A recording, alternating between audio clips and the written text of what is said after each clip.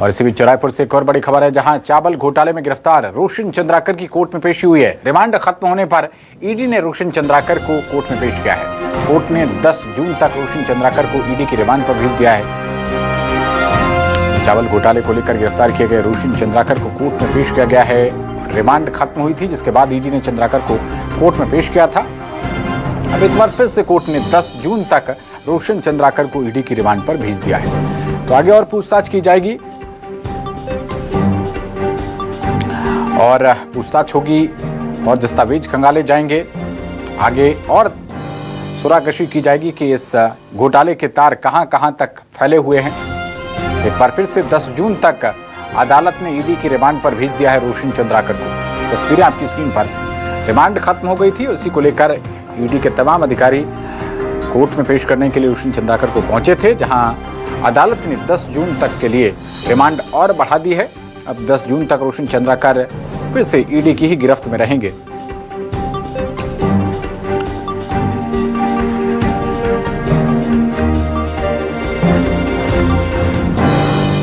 चावल घोटाला मामले में ये गिरफ्तारी हुई थी और रिमांड खत्म होने के बाद ईडी के अधिकारियों ने रोशन चंद्राकर को फिर से न्यायालय के समक्ष हाजिर किया था, जहां से कोर्ट ने एक बार फिर से रिमांड की अवधि को बढ़ाते हुए 10 जून तक फिर से ईडी के हवाले कर दिया है। अब 10 जून तक ईडी की गिरफ्त में रहेगा रोशन चंद्राकर। यहां पर ईडी के तमाम अधिकारी और भी गहन पूछताछ करेंगे। खबर पर ज्यादा जानकारी के साथ हमारे संवाददाता शिवम मिश्रा जुड़ रहे हैं। शिवम, चावल घोटाले में गिरफ्तार रोशन चंद्राकर को एक बार फिर से 10 जून तक ईडी की गिरफ्त में भेज दिया गया है। आगे और गहन पूछताछ होगी, पूछताछ का दायरा और बढ़ेगा, और क्या कुछ अपडेट्स? जी बिल्कुल, देखिए छत्तीसगढ़ के सैकड़ों करोड़ रुपए के कस्टम मिलिंग घोटाले में गिरफ्तार सौरभ रोशन चंद्राकर जो आरोपी है, उसे अब पुलिस ने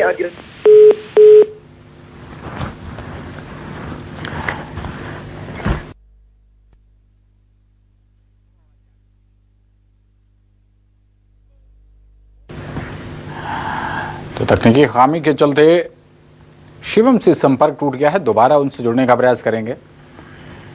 चावल घोटाले के आरोपी रोशन चंद्राकर की ईडी की गिरफ्त में हैं।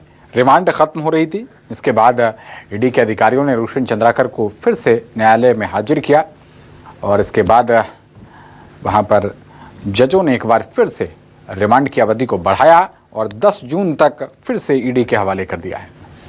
तो 10 जून तक और गहन पूछताछ की जाएगी रोशन चंद्राकर से।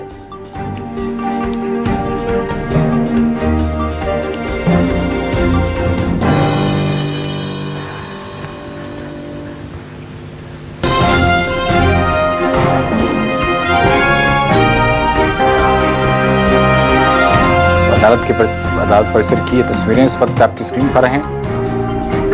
चावल घोटाले में गिरफ्तार रोशन चंद्राकर को पेश करने के लिए ईडी के अधिकारी ले जाते हुए आप साफ तौर पर देख सकते हैं इन तस्वीरों में। एक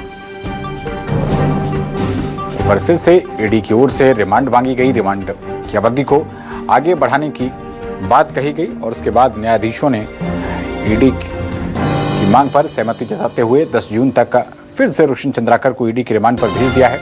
एक बार फिर से हमारे संवाददाता शिवम मिश्रा जुड़ रहे हैं। शिवम, 10 जून तक अब ईडी पूछताछ करेगी, कितना बड़ा ये दायरा हो सकता है और कौन कौन इस लपेटे में और आ सकता है? जी बिल्कुल, निश्चित रूप से देखिए कस्टम मिलिंग घोटाले के मामले में रोशन चंद्राकर, जिसे कहा जाता है कि इस पूरे घोटाले का मास्टरमाइंड था, कि कस्टम मिलिंग में जो चीजें हुई थी, जिस तरीके से प्लान तैयार किए गए थे, तमाम चीजों की विस्तृत जानकारी, एक बारीक जानकारी रोशन चंद्राकर रखता था।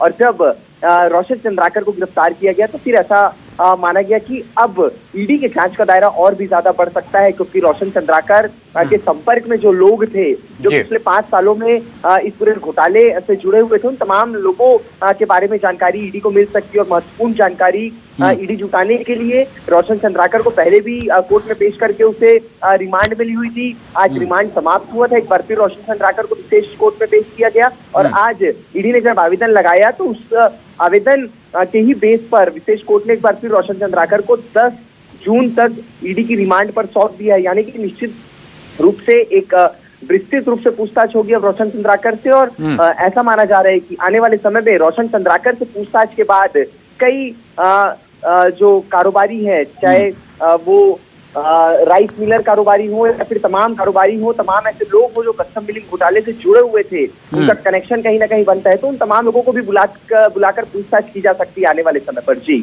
चलिए, बहुत शुक्रिया शिवम आपका इस अहम जानकारी के लिए।